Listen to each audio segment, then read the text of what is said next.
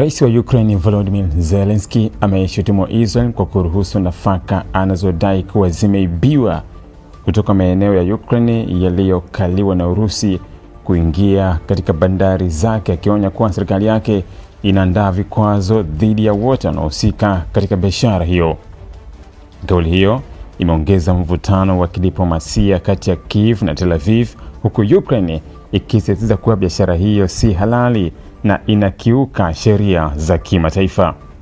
Kupitia ujumbe wake kwenye mtandao wa X, Zelensky amesema kuwa meli nyingine yenye mizigo ya nafaka hizo imewasili katika bandari ya Israel na iko tayari kupakua mizigo yake. Amesisitiza kuwa biashara hiyo haiwezi kuwa halali, akidai kuwa mamlaka ya Israel zina uwezo wa kufahamu meli zinazoingia pamoja na mizigo yake. Kauli yake inaashiria shinikizo jipya kwa Israel kuchukua hatua kali zaidi dhidi ya kila Ukraine inachokiona kama uporaji wa rasilimali zake. Mvutano huu umeongezeka baada ya waziri wa mambo ya nje wa Ukraine Andriy Sybiha kumuita balozi wa Israel kwa maelezo, akilalamikia kila alichokitaja kuwa ni kutochukua hatua kwa Israel kuzuia shehena za nafaka kutoka maeneo yaliyokaliwa na Urusi kuingia nchini humo. Hatua hiyo inaonyesha jinsi swala hili linavyogeuka kuwa mgogoro rasmi wa kidiplomasia kati ya nchi hizo mbili. Ripoti ya gazeti la Haaretz imeeleza kuwa meli itwayo Panomet inayodaiwa kubeba nafaka kutoka maeneo yaliyokaliwa ilikuwa ikisubiri ruhusa ya kutia nanga katika bandari ya Haifa. Taarifa hiyo pia imebainisha kuwa shehena 4 kama hizo tayari zimepakuliwa nchini Israel mwaka huu, jambo ambalo linaibua maswali kuhusu ufuatiliaji wa mizigo hiyo.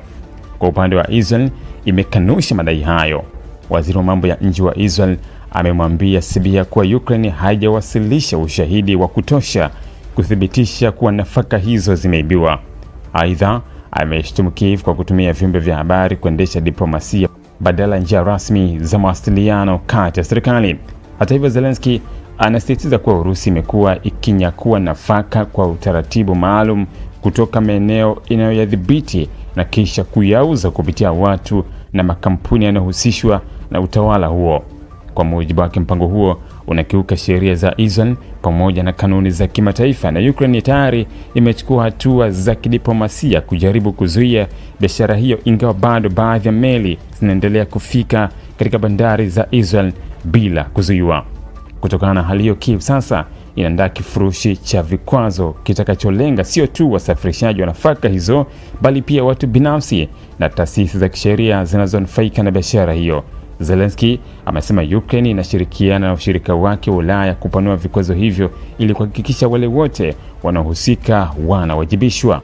Kwa upande mwingine, Umoja wa Ulaya umetoa onyo kuwa unaweza kuweka vikwazo kwa watu au taasisi zitakazohusishwa na taarifa za meli za Urusi zinazopeleka nafaka katika bandari za Israel. Ili kuwa mwanafamilia bora wa Global TV, usisahau kusubscribe, like, kushare na kucomment.